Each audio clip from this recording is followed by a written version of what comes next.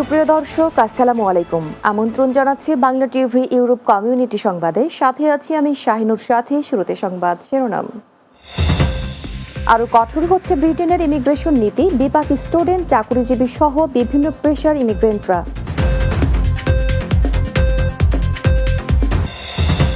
London Bangla press ক্লাবের media অ্যাওয়ার্ডের উদ্বোধন ঘোষণা।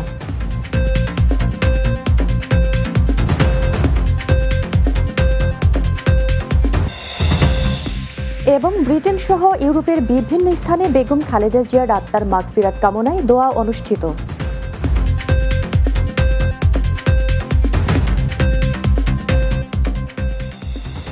শুনছিলেন শিরোনাম, এবারে বিস্তারিত। উচ্চশিক্ষা, চাকুরি, ব্যবসা বাণিজ্য সহ যে কোনো বিষয়ে ব্রিটেনে আসা কঠিন থেকে কঠিনতর হচ্ছে। সরকার ঘোষিত নতুন নীতিমালা বাস্তবায়ন হতে শুরু করেছে। ব্রিটিশ সরকার চায় অভিবাসী কমাতে। আইনজীবীরা বলছেন, ইমিগ্রেশন নিয়মে যে কঠোর মনোভাব দেখা যাচ্ছে তার বিরূপ প্রভাব পড়বে সব ক্ষেত্রে। বিস্তারিত রয়েছে রিপোর্টে। স্বপ্নের দেশ ব্রিটেনে প্রতি বছর বাংলাদেশ সহ বিশ্বের বিভিন্ন দেশ থেকে লক্ষ লক্ষ মানুষ আসেন এই দেশে। কেউ উচ্চশিক্ষার জন্য, কেউ বা কাজের সুযোগ নিয়ে, আবার কেউ স্থায়ীভাবে জীবন গড়ার আশায়। কিন্তু নতুন বছর শুরুর সঙ্গে সঙ্গেই ইমিগ্রেশন নীতিতে আসছে বড় পরিবর্তন। ব্রিটিশ সরকার নতুন বছরের শুরু থেকেই অভিবাসন ব্যবস্থায় আরোপ করতে যাচ্ছে কঠোর নীতিমালা। উদ্দেশ্য অভিবাসী কমানো। সব লটা কিন্তু ফরওয়ার্ড, অর্থাৎ সম্মুখের দিকে যায়। আজকে যে আইনটা হবে, কাল থেকে অথবা পরশু থেকে এটা কার্যকর হবে। কিন্তু রেট্রোস্পেক্টিভটা হচ্ছে আজকে যে আইন হবে পিছনের দিক থেকেও এফেক্ট হয়ে যাবে। এটা খুবই ইরেশনাল। বড় পরিবর্তন আসছে ইংরেজি ভাষার দক্ষতার ক্ষেত্রে। 8 জানুয়ারি থেকে ইংরেজি জানার শর্ত আগের চেয়ে অনেক কঠিন হবে।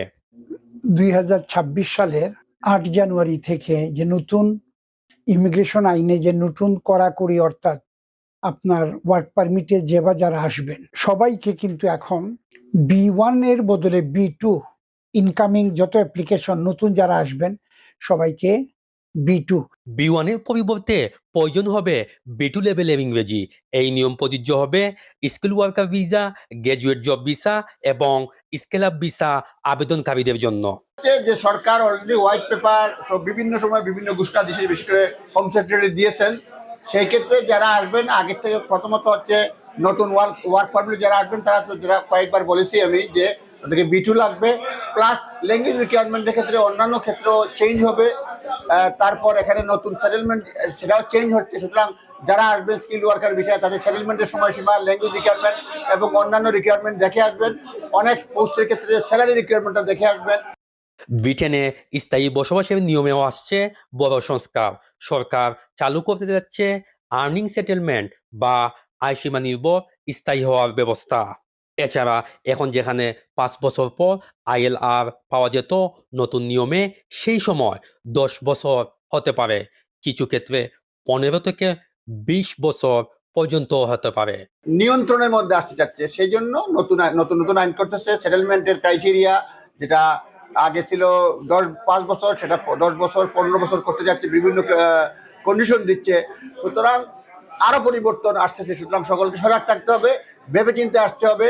সেটা নিজের ক্রাইটেরিয়া দেখতে হবে, প্লাস নিজের যে পজিশনে আসবে সেই পজিশনের ক্রাইটেরিয়া দেখতে হবে, এবং এমপ্লয়ার তার ঠিক মতো থাকতে পারবে কিনা, তাদের হিস্ট্রি দেখতে হবে, কোম্পানি বড় কিনা, সাস্টেইনেবল কিনা, বেতন দিতে পারবে কিনা, কর্মচারী কিনা, সবগুলো অ্যাসেস করে আসতে হবে।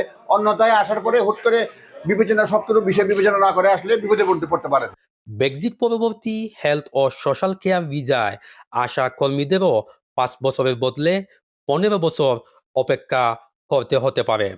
2026 সাল থেকে ব্রিটেনে পড়াশোনা, কাজ এবং স্থায়ীভাবে বসবাস সবকিছুই হয়ে উঠছে আরও প্রতিযোগিতামূলক। আমরা দেখি ইমিগ্রেশনকে টার্ম কার্ড হিসাবে ইউজ করা হচ্ছে, এবং গত 2025 যেটা আমরা এই সবেমাত্র শেষ করেছি, স্বাভাবিকভাবে ওইটাকে টার্ম কার্ড হিসাবে ইউজ করে তারা উভয়ই আমাদের মাইগ্রেন্ট কমিউনিটিকে ব্যবহার করতে চাচ্ছেন।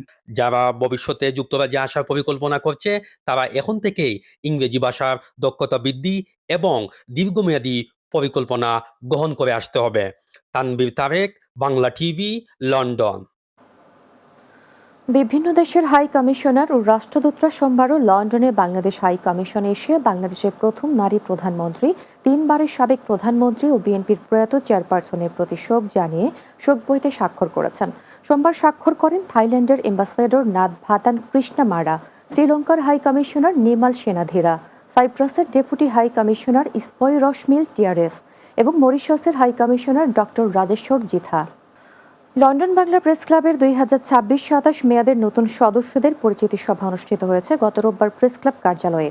প্রেস ক্লাব সভাপতি মোহাম্মদ জুবায়েরের সভাপতিত্বে ও সাধারণ সম্পাদক তাইসির মাহমুদের সঞ্চালনায় অনুষ্ঠানে বক্তব্য রাখেন senior vice president barrister Tarek Chowdhury ও ট্রেজারার সালে আহমদ। এছাড়া অনুষ্ঠানে LBPC মিডিয়া অ্যাওয়ার্ডসের উদ্বোধন ঘোষণা করা হয়। এতে অতিথি হিসেবে উপস্থিত ছিলেন কুইন মেরি ইউনিভার্সিটির অ্যাসোসিয়েট প্রফেসর হাসান শহীদ ও প্রেস ক্লাবের সাবেক সভাপতি এমদাদুল হক চৌধুরী। সভায় অ্যাওয়ার্ডের জন্য আবেদনের নিয়মিত নীতি পুরোপুরি তুলে ধরা হয়। তাছাড়া আগামী 9 জানুয়ারি শুক্রবার পর্যন্ত আবেদনের সময়সীমা বৃদ্ধি করা হয়েছে বলে জানানো হয়।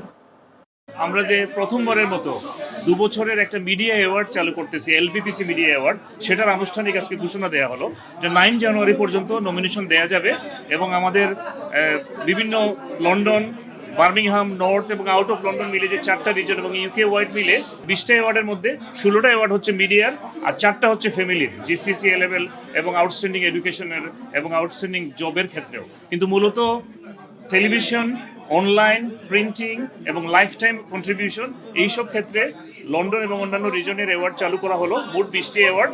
এবং এই অ্যাওয়ার্ডে একমাত্র লাইফ টাইম ছাড়া সব অ্যাওয়ার্ডই সেলফ নমিনেটেড হবে এবার থেকে, ভবিষ্যতে হয়তো চেঞ্জ আসবে। আমাদের এই বছর প্রায় 400 মতো অ্যাপ্লিকেশন ছিল, নতুন এবং পুরাতন মিলিয়ে। তো আমরা এই বছর নতুন সদস্য নিয়েছি 65 জন। সব মিলিয়ে আমাদের সদস্য হচ্ছে 335 জন। এটি এই বছরই আমরা সর্বোচ্চ সদস্য নিয়েছি এবং সদস্যরা হচ্ছেন আমাদের ক্লাবের প্রাণ। আমরা এর আগে কখনো এভাবে পরিচিতি করিনি বা ইন্ডাকশন করিনি। আমরা মনে করলাম যে যেহেতু আমরা বেশি সংখ্যক সদস্য নিয়েছি, তাদের ক্লাব সম্পর্কে আমার জানা উচিত, ক্লাবের ইতিহাস ঐতিহ্য জানা উচিত এবং একটা সংবিধানের মাধ্যমে ক্লাব চলে। তারা যদি আমাদের আজকে ইন্ডাকশনে আসেন তাহলে এই ক্লাব সম্পর্কে জানতে পারবেন। বাংলাদেশ প্রবাসী কল্যাণ পরিষদের উদ্যোগে গত মঙ্গলবার পূর্ব লন্ডনের রয়্যাল রিজেন্সি হলে অনুষ্ঠিত হয়েছে NRBJ 2025। যুক্তরাজ্যের বিভিন্ন শহর থেকে আগত প্রবাসী বাংলাদেশি নেতৃবৃন্দ, পেশাজীবী, সমাজকর্মী ও আমন্ত্রিত অতিথিদের উপস্থিতিতে সফলভাবে সম্পন্ন হয়েছে অনুষ্ঠান। BPKPর founder secretary Mainuddin Ansar, joint secretary Maulana Anisur Rahman ও শামীমা মিতার যৌথ পরিচালনায় অনুষ্ঠানে সভাপতিত্ব করেন বাংলাদেশ প্রবাসী কল্যাণ পরিষদের চেয়ারম্যান আব্দুল বারী। অনুষ্ঠানের প্রথম পর্বে বাংলাদেশের সাবেক প্রধানমন্ত্রী ও বিএনপি চেয়ারপারসন বেগম খালেদা জিয়ার ইন্তেকালের শোক প্রস্তাব উপস্থাপন করেন সংগঠনের সেক্রেটারি মুস্তাক আলী বাবুল। অনুষ্ঠানের প্রধান অতিথি ছিলেন ব্রিটেনের সামাজিক নিরাপত্তা ও প্রতিবন্ধী বিষয়ক প্রতিমন্ত্রী স্যার স্টিফেন টিমস MP। বিশেষ অতিথির বক্তব্য রাখেন বাংলাদেশ হাই কমিশনের প্রতিনিধি ও কমার্শিয়াল কাউন্সিলর তানভীর আজিম। প্রবাসী কমিউনিটিতে অসামান্য অবদানের স্বীকৃতি স্বরূপ অনুষ্ঠানে লাইফ টাইম অ্যাচিভমেন্ট অ্যাওয়ার্ড 2025 প্রদান করা হয় doctor Hasnat M Hussain MBE, Ayub Ali master এবং শেখ মোজাম্মেল হোসেন কামালকে। এ সময় বাংলাদেশ প্রবাসী কল্যাণ পরিষদের পক্ষ থেকে সরকারের নিকট 6 দফা দাবি আনুষ্ঠানিকভাবে উপস্থাপন করা হয়। অনুষ্ঠানে অন্যান্যদের মধ্যে বক্তব্য রাখেন সংগঠনের প্রধান উপদেষ্টা শাহগীর বখত ফারুক, চ্যানেল এস-এর চেয়ারম্যান ও সংগঠনের উপদেষ্টা আহমেদ ও সামাদ চৌধুরী JP, উপদেষ্টা আজিজ চৌধুরী, BPKPর প্রতিষ্ঠাতা চেয়ার আশিকুর রহমান, ওল্ডহ্যাম BPKPর সভাপতি সাদিক আহমেদ ও ইতালি শাখার সভাপতি অলিউদ্দিন শামীম।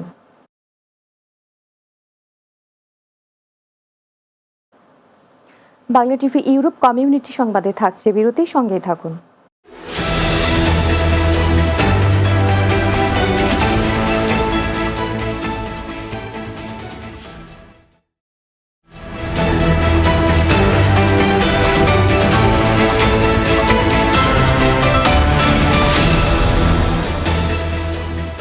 বিরতির পর ফিরে এলাম বাংলা টিভি ইউরোপ কমিউনিটি সংবাদে।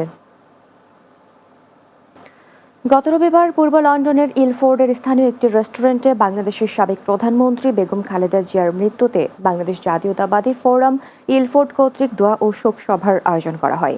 সাবেক রাষ্ট্রপতির উপদেষ্টা মোখলেসুর রহমান প্রধান আলোচক হিসেবে শোক সভায় বক্তব্য রাখেন। সভায় সভাপতিত্ব করেন ইতালি বিএনপির সাবেক যুগ্ম সাধারণ সম্পাদক এনামুল হোসেন ওসরো। পরিচালনা করেন সাবেক ছাত্রনেতা শফি উদ্দিন আলমগীর। অন্যান্যদের মধ্যে উপস্থিত ছিলেন সাবেক ছাত্রনেতা মাহবুব আলম, মামুনুর রশিদ লিমন, মনসুর আহমদ মনু, মাহবুব হাসান সাকিব ও যুগ্ম সাধারণ সম্পাদক জিয়া পরিষদ ইউকের নূর হোসেন। শেষে দোয়া পরিচালনা করেন মাওলানা মোহাম্মদ অলিউর রহমান ইমাম। সারা বাংলাদেশের সকল মানুষের ন্যায় প্রবাসে অবস্থানরত বাংলাদেশ জাতীয়তাবাদী দলের পাশাপাশি এই ইলফোর্ড বাংলাদেশ জাতীয়তাবাদী ফোরামের সকল নেতৃবৃন্দ আজকে এখানে যারা উপস্থিত হয়েছেন, আমরা সকলেই শোকাবহ। লোকজন সবাই শোকে মুহ্যমান হয়ে দোয়া করেছে আল্লাহ তাআলার কাছে। আল্লাহ তাআলা এই হাতগুলো কবুল করবেন। আল্লাহ বলেন যে যেখানে মানুষের হাত বাড়ায়, যেখানে মানুষ একজনকে ভালো মানুষ হিসেবে সার্টিফিকেট দেয়, আল্লাহ বলেন আমিও তাকে সেই সার্টিফিকেট দিই।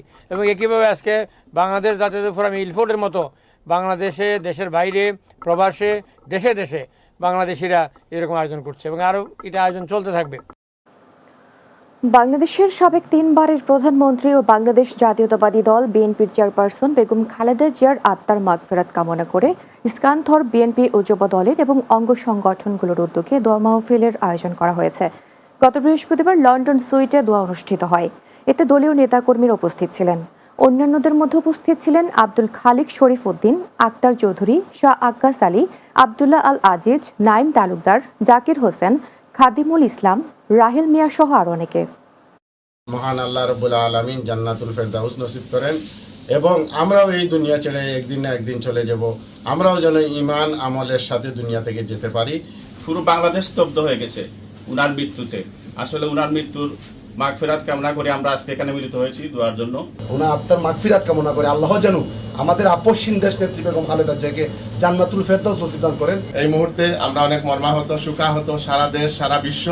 আল্লাহ যেন ওনাকে সর্বোচ্চ ওনার প্রতিদান করেন। কষ্ট ভাষায় বলেছেন, বাংলাদেশের বাইরে আমার কোনো ঠিকানা নেই, এদেশ ছেড়ে আমি কোথাও যাব না।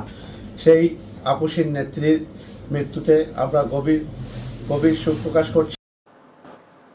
গ্রিসের ক্রিট দ্বীপের উপকূলে ফের পৃথক দুটি অভিযানে বাংলাদেশি সহ বিভিন্ন দেশের প্রায় 400 অভিবাসন প্রত্যাশীকে উদ্ধার করেছে দেশটির কোস্টগার্ড ও উদ্ধারকারী সংস্থা।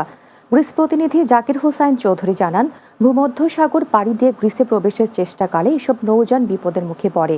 গ্রিক কোস্টগার্ড জানায়, অতিরিক্ত যাত্রী বোঝাই ও ঝুঁকিপূর্ণ অবস্থায় থাকা একাধিক নৌকা থেকে তাদের উদ্ধার করা হয়। তাদের মধ্যে নারী ও শিশু সহ বিভিন্ন দেশের নাগরিক রয়েছেন। উদ্ধার শেষে সবাইকে নিকটবর্তী নিরাপদ বন্দরে নেওয়া হয় এবং প্রাথমিক চিকিৎসা ও স্বাস্থ্য পরীক্ষা সম্পন্ন করা হয়েছে। কর্তৃপক্ষের পক্ষ থেকে জানানো হয়েছে, উদ্ধার অভিবাসন প্রত্যাশীদের জাতীয়তা যাচাইয়ের কাজ চলছে। তবে সামাজিক যোগাযোগ মাধ্যমের করা অভিবাসীদের একাধিক পোস্টে জানা গেছে, এই দুই নৌকায় অনেক বাংলাদেশি ছিলেন।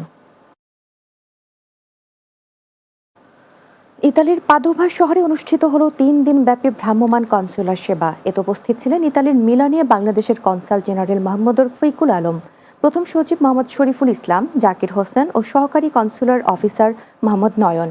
Milan consul general Mohammad Rafiqul Alam বলেন, প্রবাসী বাংলাদেশিরা 3 দিনের এই ক্যাম্প থেকে সরাসরি সেবা সম্পর্কিত সুবিধা পান, যার মধ্যে রয়েছে পাসপোর্ট, বিভিন্ন certificate, power of attorney, no visa, জন্ম ও মৃত্যু নিবন্ধন, ওয়েস আর্নার্স, নুল্লা উস্তাদ সহ বিভিন্ন কনসুলার সেবা। এখানে যেটা হয় যে উনি যেই লোকটা মানে যেই সার্ভিস সিকার, উনি যে ধরেন যে সার্টিফিকেটের জন্য যে লাইনে দাঁড়ায়, পাসপোর্টের জন্য লাইনে দাঁড়ায়, আবার একইভাবে ওই সামান্য একটা ইনফরমেশনের জন্য কিন্তু লাইনে দাঁড়ায়। এই দেখা গেছে যে এই একটা ইনফরমেশনের জন্য, একটা ছোট একটা ইনফরমেশন, এর জন্য ওনার হয়তো 2-3-4 ঘন্টা ওয়েট করা হবে। এই বিষয়টা মাথায় রেখে আমাদের তার হেল্পডেস্কটা প্রেস করছে আমরা, এবং ওইখান থেকে আসার সাথে সাথে একদম দ্রুত সার্ভিস। শেষ করব বাংলা টিভি ইউরোপ কমিউনিটি সংবাদ। যাবার আগে শিরোনামগুলো আরো একবার। আরো কঠোর হচ্ছে ব্রিটেনের ইমিগ্রেশন নীতি, বিপাক স্টুডেন্ট, চাকুরিজীবী সহ বিভিন্ন পেশার ইমিগ্রেন্টরা।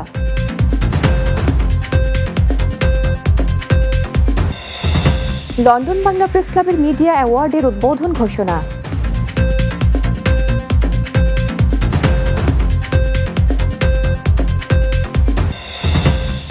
এবং ব্রিটেন সহ ইউরোপের বিভিন্ন স্থানে বেগম খালেদা জিয়ার আত্মার মাগফিরাত কামনায় দোয়া অনুষ্ঠিত।